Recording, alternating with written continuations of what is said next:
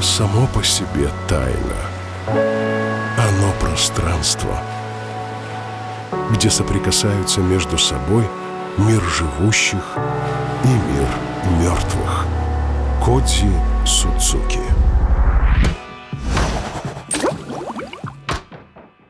Привет, друзья! Это Орел и Решка!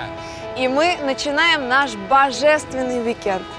Божественный уикенд? Именно. То есть именно так ты хотела сказать о том, что мы прилетели в Грецию на остров Родос? Божественный уикенд? А как иначе? Здесь два моря. История, которая подарила столько достопримечательностей. 300 солнечных дней в году. Это настоящий туристический рай. Хорошо, раз уж это туристический рай, то сейчас мы проверим, кто проскользнет в этот рай с индульгенцией в виде золотой карты, а кто будет жариться в 100-долларовом котле. Орел. Решка. Оп.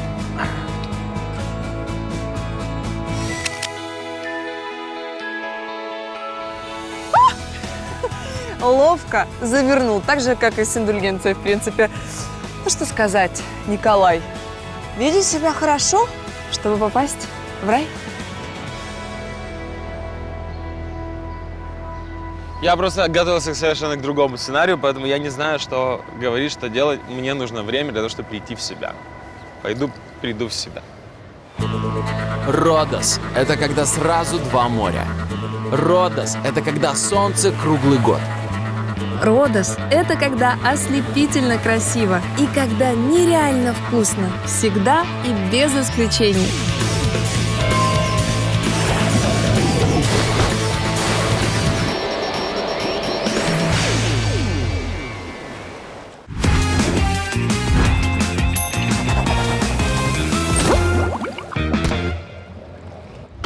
В каждом выпуске «Золотой карты» мы радуем исключительно мужчин.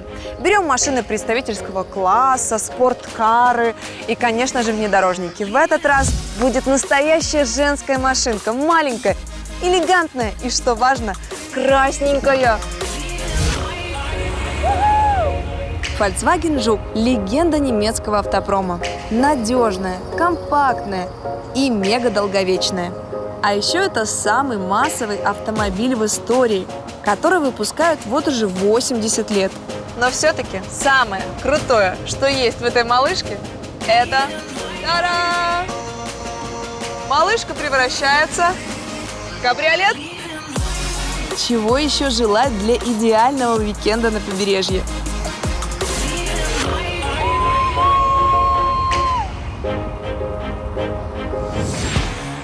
А у меня, Алина, уикенд будет не хуже. Потому что на Родосе даже со 100 баксами можно арендовать себе машину. Что я и сделаю.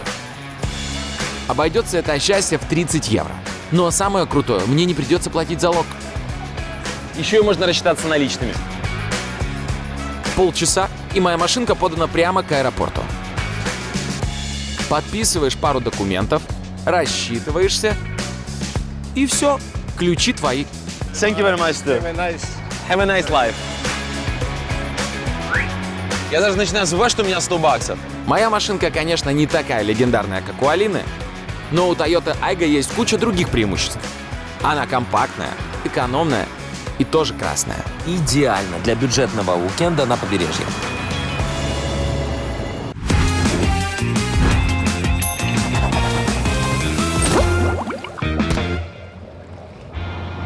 Машину я взял неспроста. За этот уикенд я собираюсь объехать все восточное побережье Родоса, чтобы поглазеть на главные природные красоты острова. И ничего не спрячется от меня. Ничего. У меня, конечно, нос не греческий, но очень похож. И я засуну его в каждый закоулок этого острова. Я исследую все.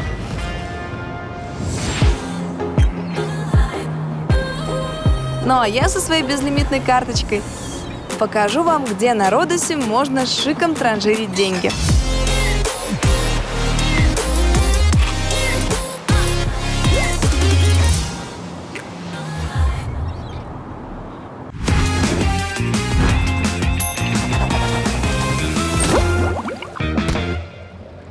Итак, что я знаю о Родосе? Во-первых, Родос называют изумрудным, потому что 37% острова покрывают сосны и кипарисы. Смотрите, сосна, кипарисы, кипарис. Родос называют островом света, потому что 345 дней в году здесь светит солнце. Самая низкая температура, зарегистрированная на Родосе, минус 3 градуса по Цельсию. Это было в холодильнике одного из ресторанов. А вот сейчас внимательней. В древности Родос был известен во всем мире одним из 7 чудес света – колосом Родосским. Я искренне надеюсь на то, что эти факты, которые я вам только что озвучил о Родосе, малая часть, которую я получу за ближайший уикенд. И это тот редкий случай, когда я с тобой, Коленька, полностью согласна. Родос начинает впечатлять буквально с первых секунд. Все дело вот в воздухе, в аромате цветов. Пахнет выпечкой на каждом шагу. Этот морской бриз. Посмотрите, какая линия небесно-голубого цвета и такого глубокого синего. Это вообще фантастика!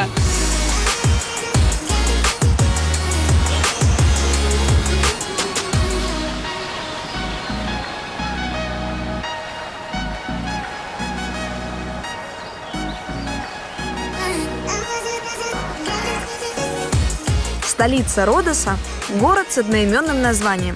И начать знакомство с островом, конечно же, нужно именно с него. Родосу 2500 лет.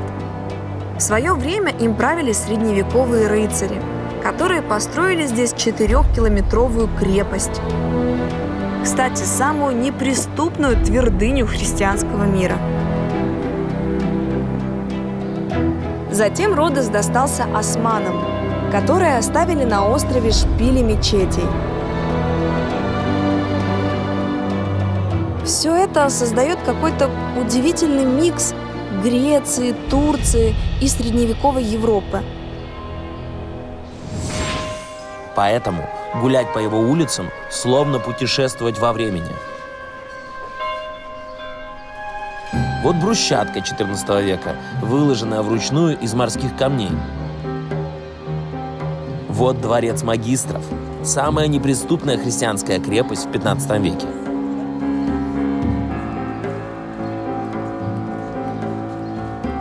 А вот мечеть Сулеймана XVI века, построенная турками как символ того, что крепость все-таки пала. Но и это еще не все. Считается, что именно здесь находился колос Родосский. Огромная бронзовая статуя 36 метров в высоту. Колосс Родосский – это гигантская статуя античному богу солнца Гелиосу, которая была, по сути, морскими воротами острова. Между ногами колосса проплывали корабли, а на строительство этого чуда света потратили около 13 тонн бронзы и 8 тонн железа. Но самая величественная статуя древности оказалась недолговечной. Спустя всего 60 лет, в 220 году до нашей эры, из-за землетрясения статуя Гелиоса обломилась в районе колен и упала. Ну, сейчас колоса, конечно, нет, но на его месте 3 оленя. Видите, вон один олень на той стороне, второй олень вот, и третий олень, который здесь запарковался прямо возле исторического памятника.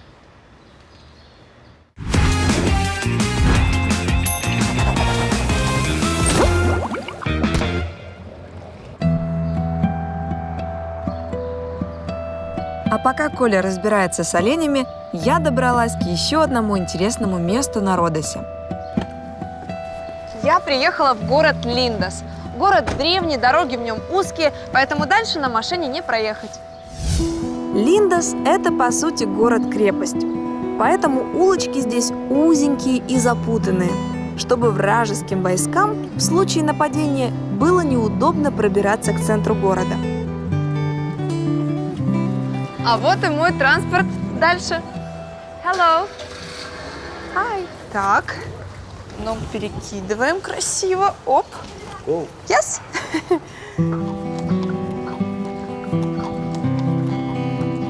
Видите, насколько здесь узкие улочки, вот буквально в размах моих рук.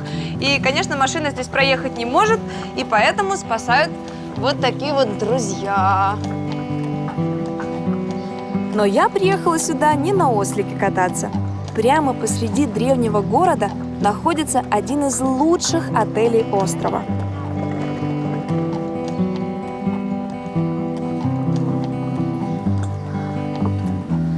Так, это мой отель. Хоп. Хороший парень, спасибо тебе за прогулку такую. Окей, бай. Отель «Миленос» состоит из 12 вилл, которым недавно стукнуло по 300 лет. Когда-то они принадлежали богачам, поэтому построены были так, чтобы из каждой открывался умопомрачительный вид на Средиземное море.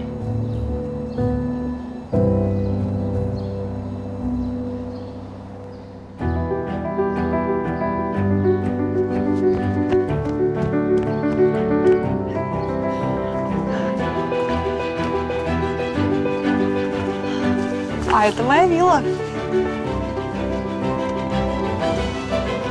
Ребята, посмотрите, какая терраса. Разной галькой выложены узоры. Красиво. А вид какой!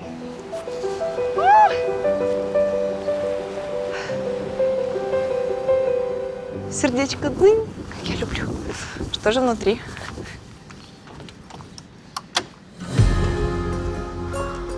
Ой, какой приятный домик! Внутри виллы тоже постарались сохранить вещи и дух того времени. Поэтому повсюду здесь раритет,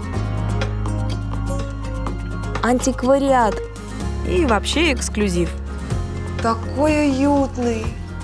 Такое ощущение, как будто бы я приехала на дачу или в гости к бабушке. Просто тут так много деталей, таких интересненьких каких-то штучек небольших.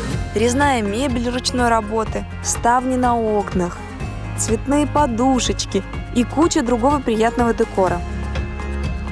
Но не думайте, что если вещи здесь родом из 17 века, то и жить я буду по старинке. Все блага современности здесь тоже предусмотрены.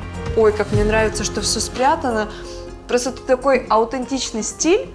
Все под старину сделано, и, наверное, техника бы все портила. Так? Хоп. Ой, ну и, конечно, это шикарная большая кровать. Ой. И мягкая такая.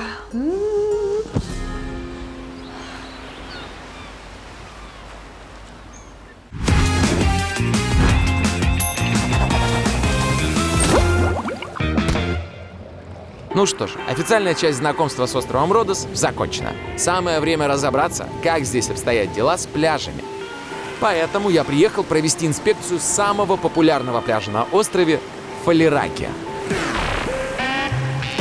Инфраструктура. Инфраструктура потихоньку просыпается от зимней спячки. Смотрите, уже вышка для прыжков показалась из воды. Там летом и дети, и спортсмены все прыгают с альтушки, рыбки входят в воду, кто-то неудачно животом.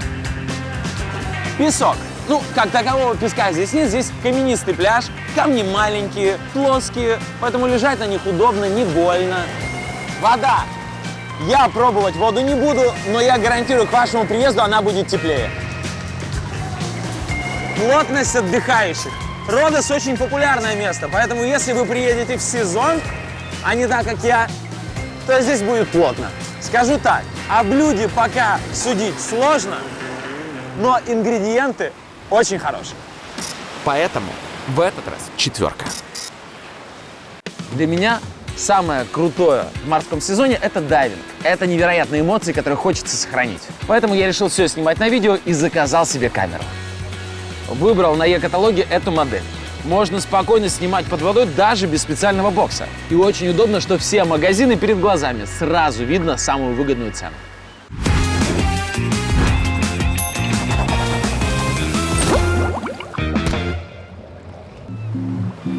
Недалеко от моего дорогого отеля находится пляж для богачей, который расположился в живописной бухте Святого Павла.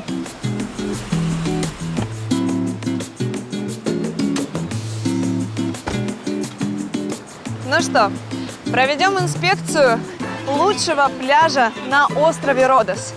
И узнаем, чем же он так хорош.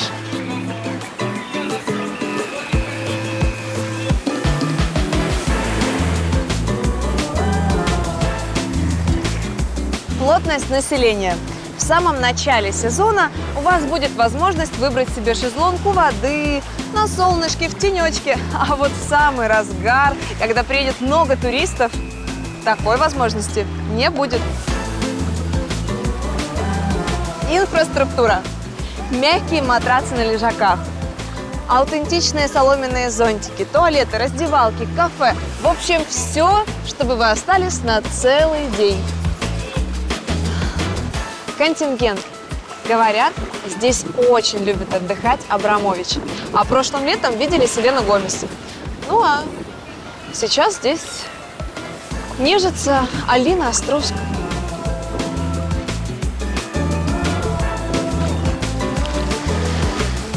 Песок. Самый обыкновенный, такой вы можете встретить во многих местах. А вот цвет воды действительно приковывает взгляд. Красота!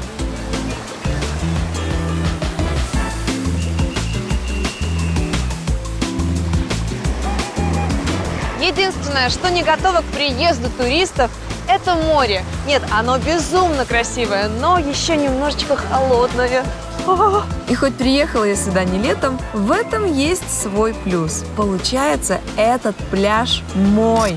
И только мой. Высший балл.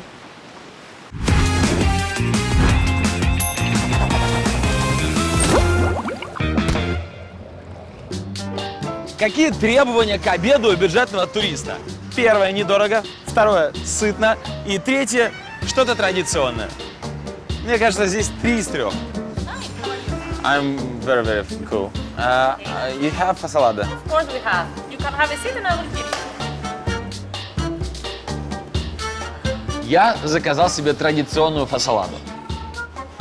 Рецепт фасолады сохранился еще с античных времен. Если верить Гомеру, а у нас нет повода ему не верить, то греки во время похода на Трою ели именно фасоладу. Сейчас и посмотрим, что же это за блюдо такое. Thank you very much. Фасолада – это такая постная похлебка из фасоли. Отсюда и название. Помимо бобов добавляют морковку, лук, кабачок, заправляют томатами и приправляют специями.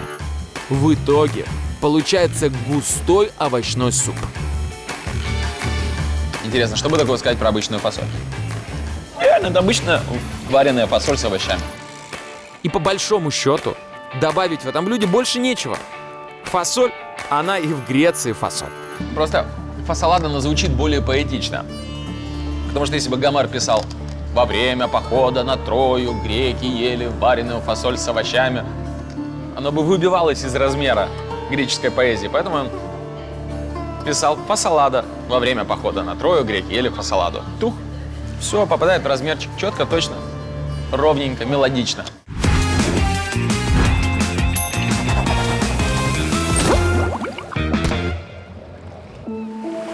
Я тоже решила подкрепиться. И тоже традиционными греческими блюдами. В бухте Святого Павла, куда я приехала, как раз находится один из лучших ресторанов острова – Тамбакио.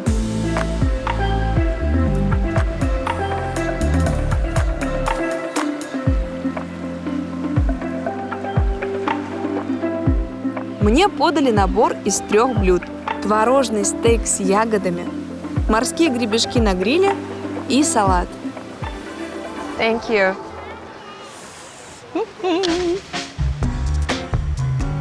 Ну, во-первых, это красиво. Это домашний греческий сыр с ягодным соусом и украшен живыми цветами. Очень по-женски. А ладушек на моей тарелке, чем-то напоминающий сырник, это манури – греческий мягкий сыр из овечьего молока. Знаменит своим нежным вкусом и ароматом цитрусовых. Корочка сверху зажарена немного, а сыр внутри мягкий, немного расплавленный. Вкуснотень. Переходим к блюду номер 2. Морские гребешки на гриле. Обед у моря не может обойтись без морских гадов. Кстати, всегда удивлялась, почему гадов? Так красиво выглядит. Вовсе не гады.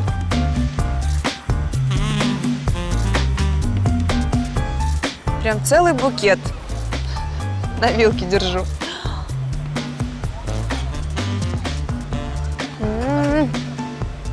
Вкусный, правильно приготовленный гребешок.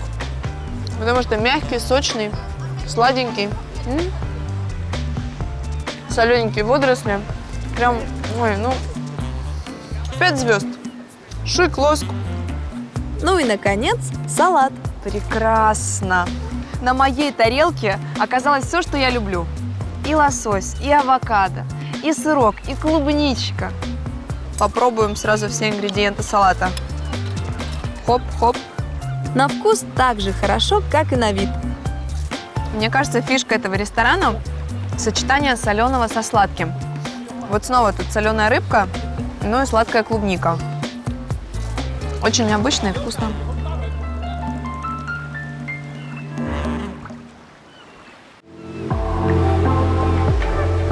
Красивая картинка, правда? Все спрашивают, как вы это делаете, на что снимаете.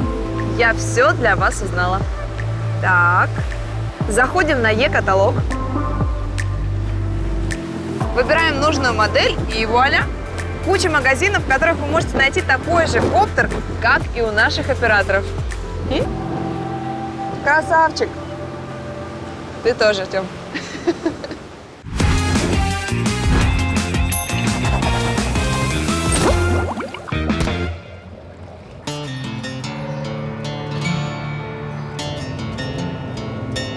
А я продолжаю свой рейд по пляжам Родоса. На очереди пляж Тассос.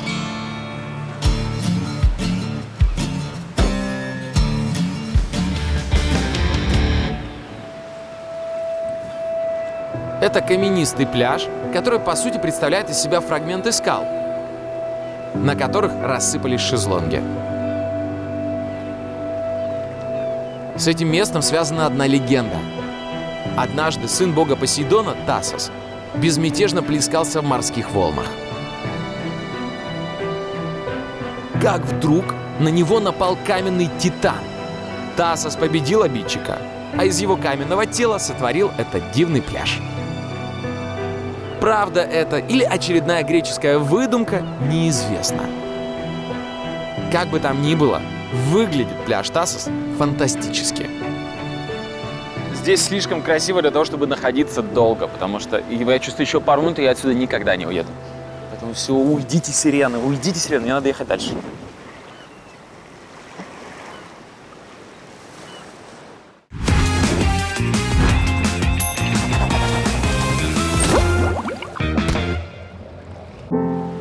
А пока Коля показывает вам пейзажи Родоса, я отправлюсь под воду. Туда, где от зевак туристов скрываются античные тайны. Поначалу кажется, что под водой ничегошеньки нет. Сплошной подводный пустырь. Даже рыбка не проплывет.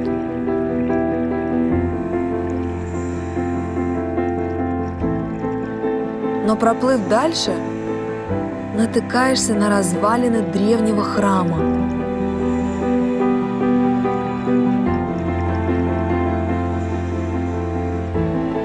Вот осколок стены, на котором даже сохранились остатки краски.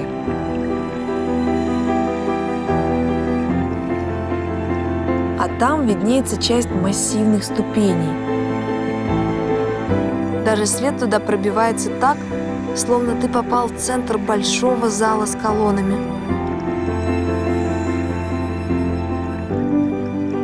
Все дело в том, что знаменитое землетрясение, которое разрушило Колоса Родосского, забрало с собой еще кучу уникальных построек.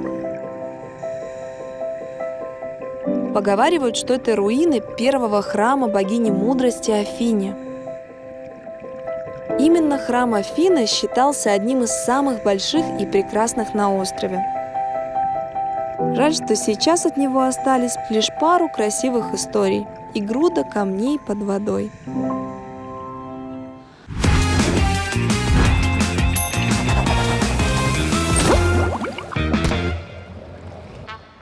А я продолжаю превращать свой бюджетный отдых в роскошное транжирство. Забронировал себе комнату в лучшем хостеле Греции. Да. Hostel Stay – это огромная зона отдыха, кухня, тренажерный зал, бар с напитками. Ну и, конечно же, спальное место в просторной трехместной комнате с общим санузлом. Я много в каких хостелах был. И могу сказать, что это самый интересный и, наверное, самый комфортный хостел из всех. Вы знаете, как дорогая общага это выглядит. Смотрите, плюс, ну и ремонт классный. Кондиционеры есть. Душевая хорошая. И стоит недорого к тому же. Всего 20 евро в сутки, плюс небольшой бонус каждому гостю. Милый маленький сувенирчик. Знаете, когда такой вот где-то видишь, продается на рынке, на него даже не обратишь внимания, но когда достается бесплатно, это так приятно. Какой он хороший. Надену я.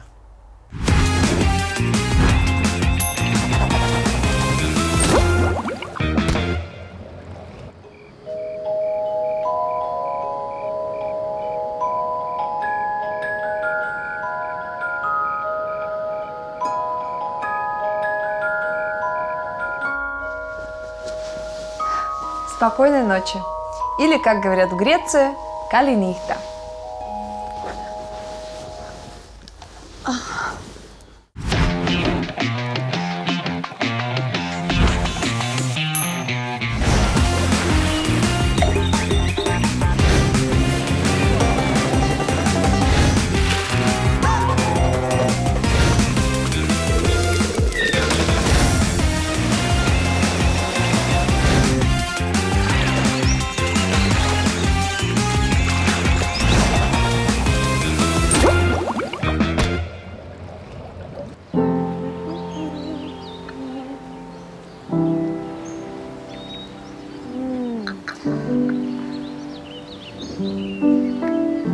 Ай, хорошо как.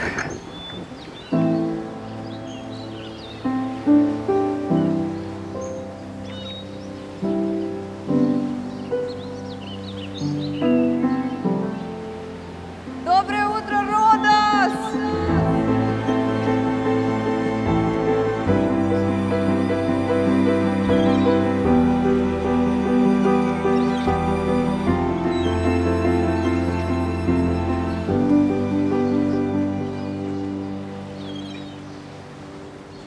О, Тём, и тебе доброе утро. Ты куда зашел? Это не наша терраса, иди сюда. Там люди какие-то спят. Я тут еще ору. Родос, утро, море.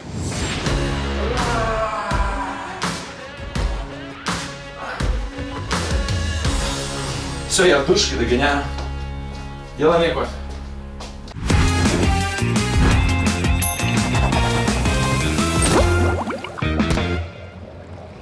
Женская рубрика с Алиной Островской или вечный вопрос, что же привезти из поездки.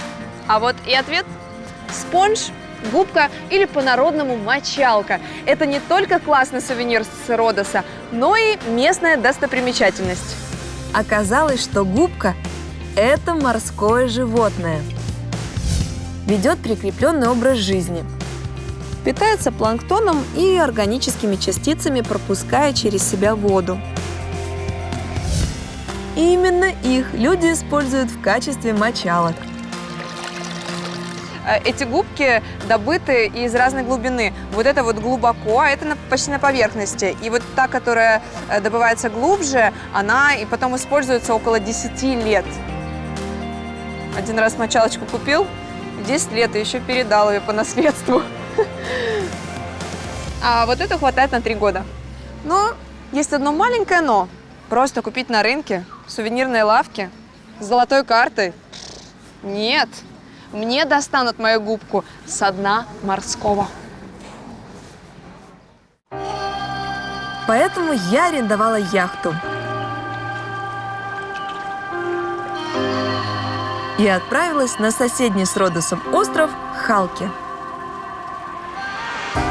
Дорога туда займет 2-3 часа. Зато можно вдоволь насладиться красотой Эгейского моря.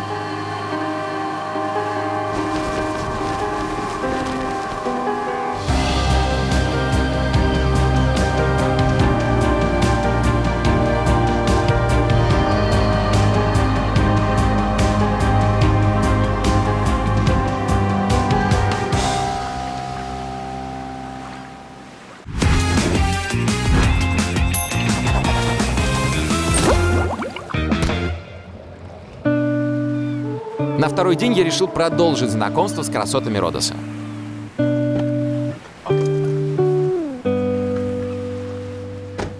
А я приехал на одну из самых красивых бухт острова, бухта Энтони Куина.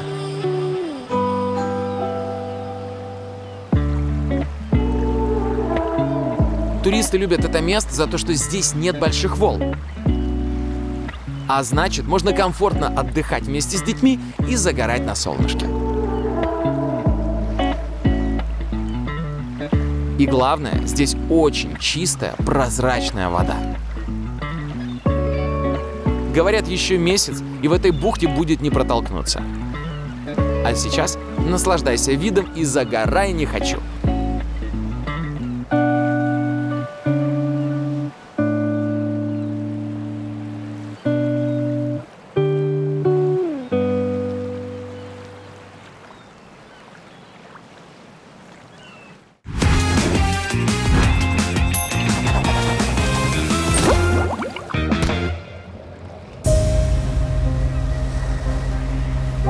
Ну вот, я и на месте. Раньше остров Халки процветал и был достаточно денежным для всей страны. Все потому, что там добывалась медь и морские губки. Ну а теперь это такой островок для романтиков. Чтобы посетить, пофотографироваться, проникнуться атмосферой и достать со дна те самые губки. На берегу меня уже ждал профессиональный ловец губок, с которым мы и отправились за местными сокровищами.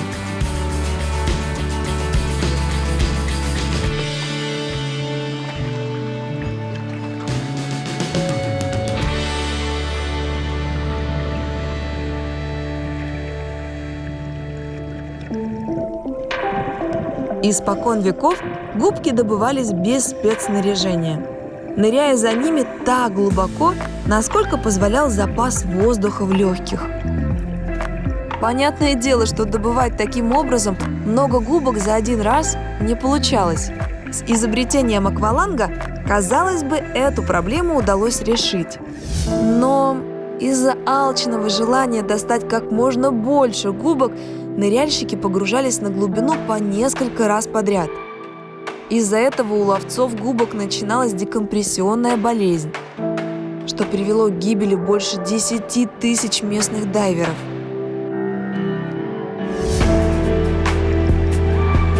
Сейчас ловля губок перестала быть прибыльным бизнесом.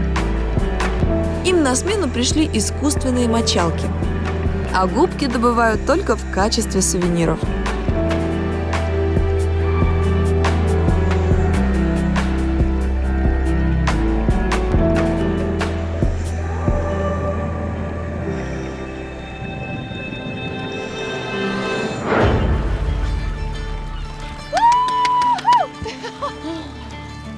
Ты. Шмяк. Ой, ну совсем такая черная. Такое ощущение, как будто бы она в какой-то смоле, как резина. Но дорога этой губки к вашей ванной только начинается. Теперь ее надо отмыть, очистить и обработать, чтобы она приобрела привычный нам желтый цвет. Это же кто-то когда-то нырнул в воду, достал эту губку, мял ее, там что-то с ней делал, манипуляции производил и додумался, что это можно использовать в хозяйстве. То есть это очень смекалистый человек был.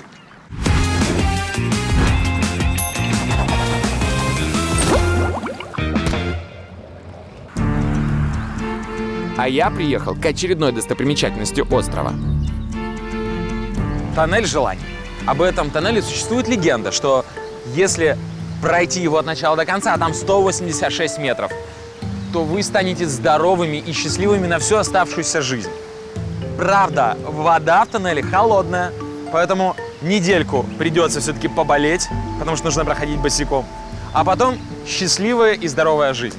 Ну, ради счастливой и здоровой жизни чего только не сделаешь.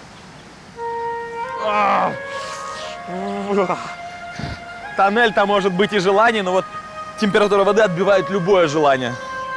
Ладно, пошел я поскорее в свое светлое будущее через темный тоннель. А еще в тоннеле очень тесно и душно. В любой момент может начаться приступ клаустрофобии, но вернуться обратно у вас не получится, поскольку другие желающие будут дышать в спину. Там сказано, что нужно пройти туннель, но о скорости-то ничего не сказано, правильно? Поэтому я побежал. Я вижу свет в конце туннеля. Это мое светлое будущее. Без болезней, счастливое. С детишками и внуками.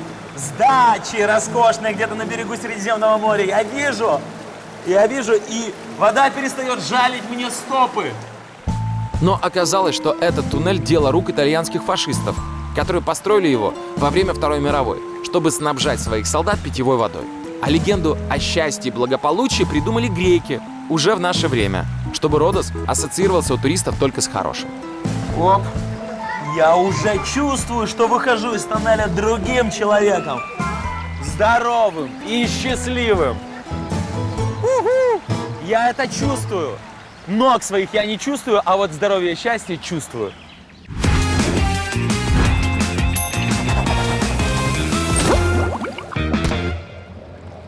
А я решила подкрепиться. Поэтому заказала себе выездной обед прямо на острове Халки. Такую картину можно увидеть практически на каждом греческом острове. Это традиционный способ сушки осьминогов. А мой осьминог уже ждет меня на столе. Ой, ароматно. А сейчас будет так вкусно еще. Греческий обед невозможно представить без оливочек, осьминога, вкусного домашнего хлеба и, конечно же, греческого салата по умолчанию. И особый вид вина – рицина, который можно встретить только в Греции. Ой, тоже ароматная. Глаза наелись, самое время и желудок порадовать.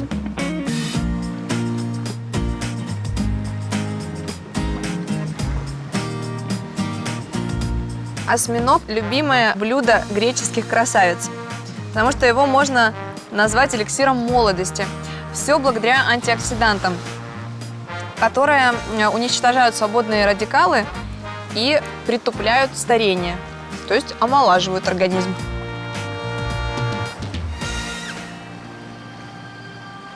Но главная приправа этого обеда – это красоты и фантастический вид, который перед тобой открывается.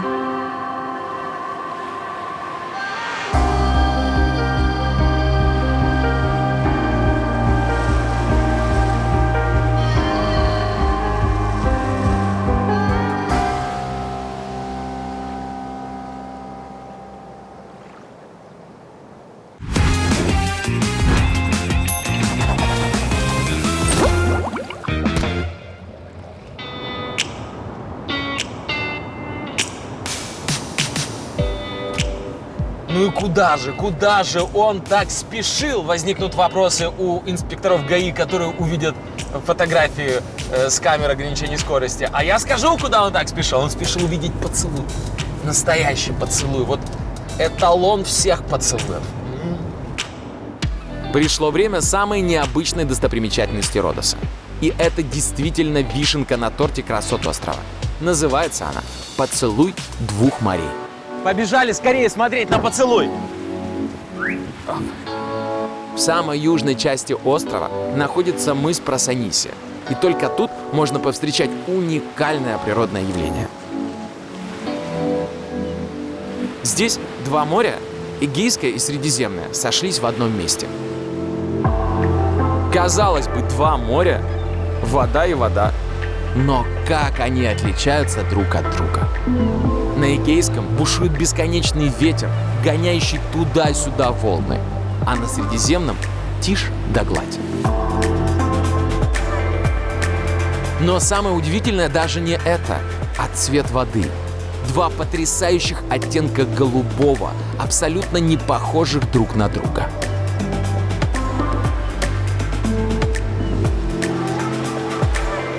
Это удивительная картина, которая в очередной раз доказывает, что противоположности притягиваются. Невероятная энергия стихии.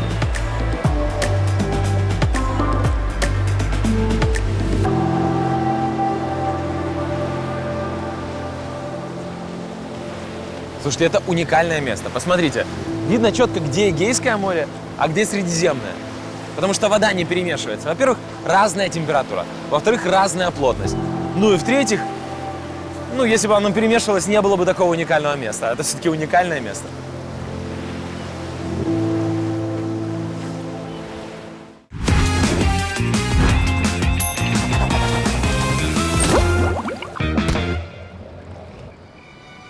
На острове Родос было найдено очень много античных ценностей, правда, на которые вы сможете только посмотреть в музее. Я же спрячу для вас такую ценность, которую вы сможете потратить на свои желания.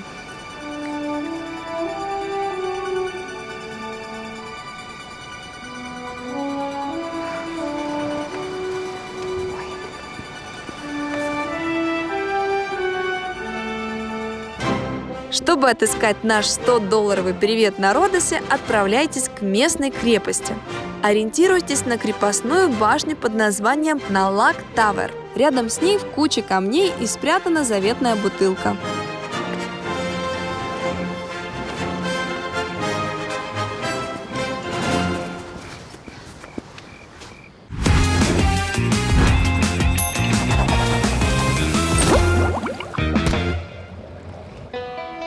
Родос – курорт вне сезона,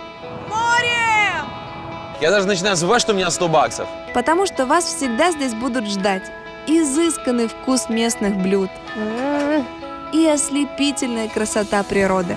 А вид какой! Побежали скорее смотреть на поцелуй. Фантастика! Ну, ради счастливой и здоровой жизни чего только не сделаешь. Это такой островок для романтиков, для души, знаете? Здесь слишком красиво для того, чтобы находиться долго.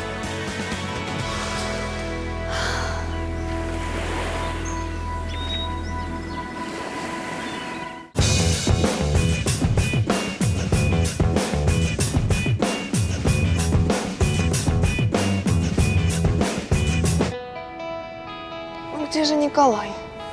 Может быть, он меня не видит?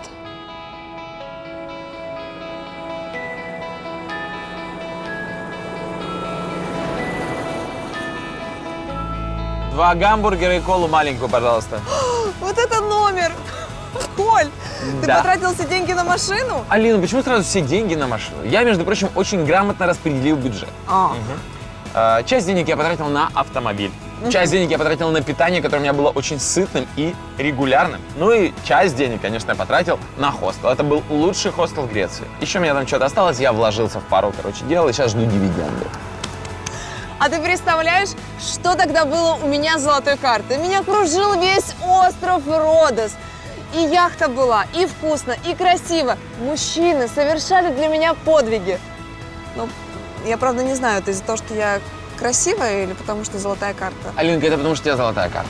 Что? Надеюсь, тебе денег на бензин хватит. Я тебя догоню, Алин, я сейчас развернусь и догоню тебя. Алинка, там негде развернуться, я тебя задом догоню.